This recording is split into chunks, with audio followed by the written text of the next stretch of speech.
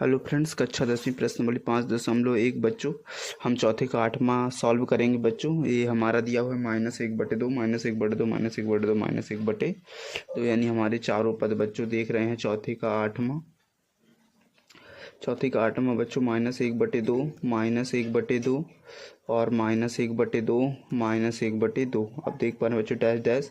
हम क्या करेंगे बच्चों, प्रथम पद यहाँ जो है ए है बच्चों, तो वो कितना है -1/2 और हमें डी निकालना है बच्चों। तो क्या करेंगे A2 - A1 करेंगे बच्चों, यानी A2 हमारा दिया है ऋण 1/2 प्लस चिन्ह बच्चों और A1 भी हमारा दिया है ऋण 1/2, यानी प्लस माइनस के इधर क्या हो जाएगा बच्चों -1/2 प्लस माइनस का -1/2, यानी बच्चों 2 यहाँ 2 1 2 यहाँ -1 -1 यानी माइनस माइनस प्लस -2/2 यानी कैंसिल बच्चों, तो यहाँ -1।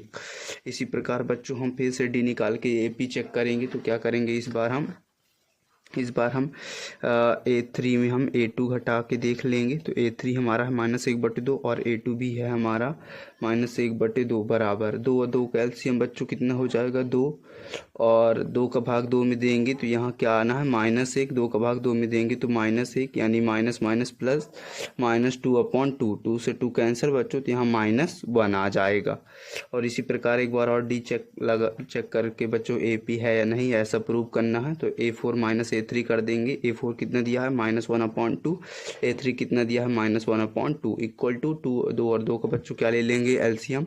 2 का भाग 2 में देंगे तो क्या आएगा ऋण 1 और ये माइनस का साइन 2 का भाग 2 में देंगे तो क्या आएगा ऋण 1 बराबर माइनस माइनस प्लस चिन्ह माइनस का ही रहेगा बच्चों ऋण 2/2 यानी -1। आप देख पा रहे हैं बच्चों की हर बार डी हम क्या पा रहे हैं -1, अतः यह AP है। क्या लिख देंगे बच्चों, अतः यह AP है।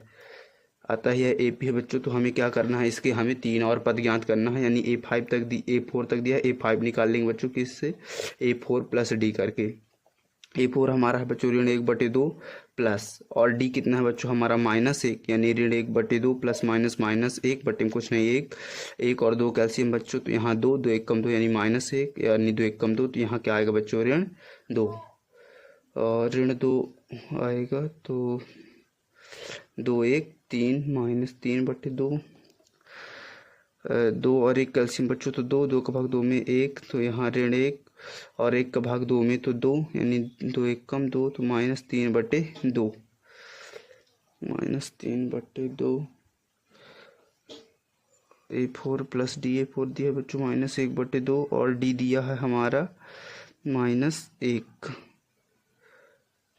तो प्लस -1 तो 1। इस प्रकार बच्चों A5 A6 और A7 हमें निकाल लेना है शॉर्ट